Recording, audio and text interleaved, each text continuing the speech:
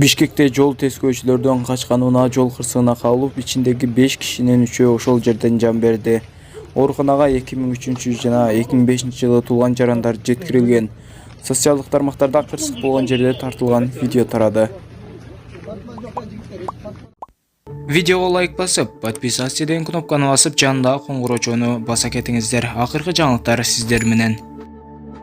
Москва районунда ири көлөмдө буюм тайым уурдагандар колго түштү. Бул тууралуу кечээ 31 январда Чүй облустук милицияда билдиришти. Маалыматка караганда кылмыш 6 январда Москва районунун Беловодской айылында Колхозная көчөсүндөгү мечиттин жанында болгон.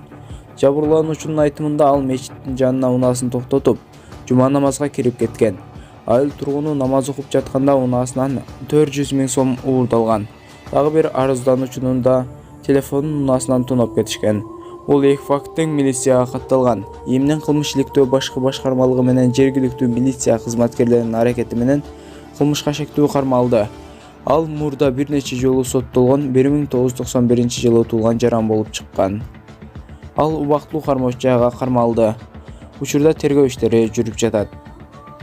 Кечээ 31 январда Бишкекте башкы прокурор Курмангул Зулушевдин маалымат жыйыны өтүп, анда ал блогер Улукбек Карыбек уулуна карата ачылган ишти жеке көзөмөлүнө алууга даяр экенин билдирди.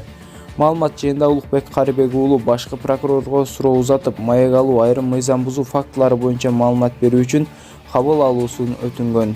Башкы прокурор суроого жооп бергенден кийин блогерлерге ачылган иш тууралуу сөз кылып, анын жеке көзөмөлүнө алууга даяр экенин белгиледи.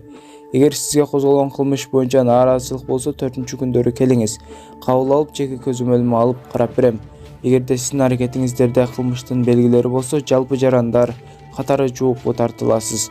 Эгер жок болсо, кылмыштын белгиси рет мыйзамсыз болсо, анда биз кыскартабыз, деди Зулушев. Эскерте кетсек, 11 январда блогер Ыстык Ата райондук милициясына суракка чакырылган. Белгилүү болгондой, анын суракка чакырылышына Ыстык Ата районундагы Тажикстандан келген кайрылмандардын жагдайлары боюнча берүү чыгаргандан кийин. Ал боюнча блогердин үстүнөн милицияга арыз түшкөнү себеп болгон. Чүй облустук милициясынан репортер кечеге билдиришкендей, Улукбек Карыбек уулуна кылмыш жаза кодексинин 363-беренеси кылмыш жасалгандыгы жөнүндө билип туруп жалган билдирүү жасоо боюнча иш козголгон. Учурда тергөө иштери жүрүүдө.